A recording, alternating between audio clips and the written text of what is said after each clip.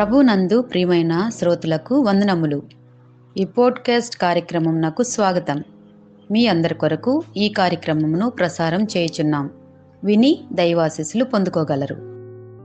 మన ప్రియుడును రక్షకుడైన యేసుక్రీస్తు నామమునకు ఘనతయు మహిమయు ప్రభావములు కలుగునుగాక. నా ప్రియ శ్రోతులారా, ఈరోజు మన జీవితం ప్రశ్నలతో నిండిపోయినట్టుగా అనిపించవచ్చు. నా భవిష్యత్ ఏమవుతుంది? దేవుడు నిజముగా నా జీవితాన్ని నడిపిస్తున్నాడా అనే ఆలోచనలు మన మనసులో తిరుగుతూ ఉంటాయి. ఈ దినాన్న మన దేవుని ఉద్దేశంపై నమ్మకం మరియు మన స్వంత బుద్ధిపై కాకుండా దేవునిపై ఆధారపడటం అనే అంశం గురించి ధ్యానించబోతున్నాం.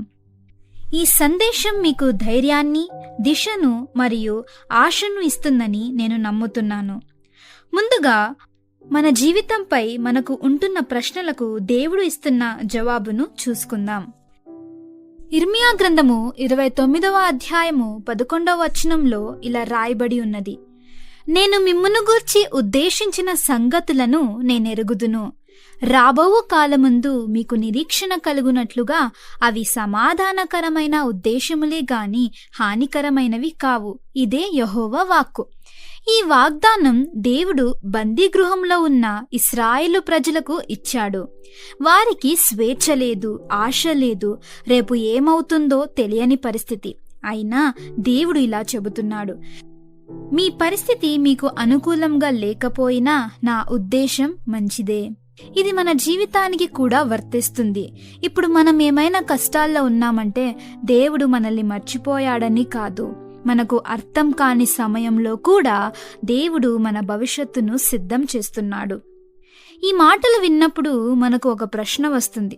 అదేమిటంటే, ఆ ఉద్దేశం ఎలా నెరవేరుతుంది, ఎప్పుడు నెరవేరుతుంది అని. దానికి సమాధానంగా సామెతల గ్రంథము 3వ అధ్యాయము 5 మరియు 6 వచనాల్లో ఉంది: నీ స్వబుద్ధిని ఆధారము చేసుకొనక నీ పూర్ణ హృదయముతో యెహోవాయందు నమ్మకముంచుము.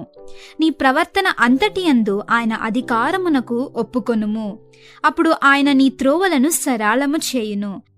మన సమస్య ఏంటంటే, మన ఉద్దేశములను ముందుగా తయారు చేసుకొని తరువాత దేవుని ఆశీర్వదించమని అడుగుతాం.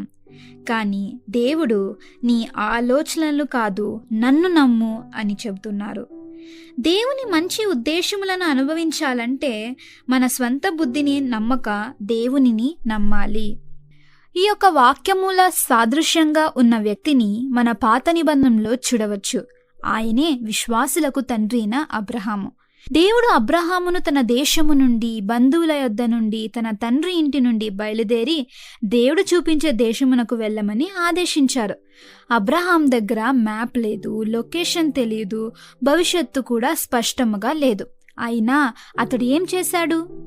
తన స్వంత బుద్ధి ఆధారపడలేదు, దేవుని మాట అనే వాక్యంపై ఆధారపడ్డారు. అప్పుడు దేవుడు అతనికి ఇలా వాగ్దానం చేశారు: నేను నిన్ను గొప్ప జనముగా చేసి నిన్ను ఆశీర్వదిస్తాను అని. ఈ వాగ్దానం వెంటనే నెరవేరలేదు. సంవత్సరాలు గడిచాయి, వయసు పెరిగింది. అయినా దేవుని ఉద్దేశం అతని జీవితం పట్ల మారలేదు. ఇదే ఇర్మియా గ్రంథం 29వ అధ్యాయం 11 ప్రకారము అబ్రహాము జీవితంలో 100వ వయసులో నెరవేరిన దృశ్యాన్ని చూడవచ్చు. అలాగే అబ్రహాము యొక్క విశ్వాసం సామెతల గ్రంథం 3వ అధ్యాయము 5, 6 ఆచరణ రూపకంగా మనకు కనిపిస్తుంది. ఒకవేళ అబ్రహాము దేవుని ఉద్దేశాలను నమ్మకుండా తానున్న స్థలం విడిచిపెట్టి రాకపోయింటే దేవుడు అబ్రహాం పట్ల ఉద్దేశించిన సంగతులు నెరవేరేవి కావు. నిరీక్షణకు ఆధారము లేనప్పుడు అతడు నిరీక్షణ కలిగి నమ్మెను. అబ్రహాముకు ఉంటున్న నిరీక్షణ కొన్నిసార్లు మనకు లేకపోవచ్చు. కానీ మన జీవితం ఎటు వెళ్తుంది అని అర్థం కాని సమయంలో దేవునిపై అబ్రహాము వలె ఆధారపడాలి. మీ జీవితానికి దేవుని దగ్గర ఒక ఉద్దేశం ఉన్నది. ఆలస్యమని అనిపించవచ్చు, కానీ నిరాకరణ కాదు. దేవుడు మీ మార్గాలను సరిచేస్తున్నాడు. మీరు ఆయనను నమ్మితే చాలు, మీ మార్గాలను సరిచేస్తారు. నా ప్రియమైన శ్రోతులారా, మీ జీవితం యాదృచ్ఛికం కాదు. దేవుడు మీ విషయమై మంచి ఉద్దేశములను కలిగి ఉన్నాడు. నూతన సంవత్సరంలో అడుగు పెట్టబోతున్న మీరు ఒక నిర్ణయం తీసుకోండి. మీ స్వబుద్ధిని కాదు, దేవుని నమ్మండి. మీ పరిస్థితి ఎలా ఉన్నా దేవుని ఉద్దేశం ఎప్పుడూ మంచిదే.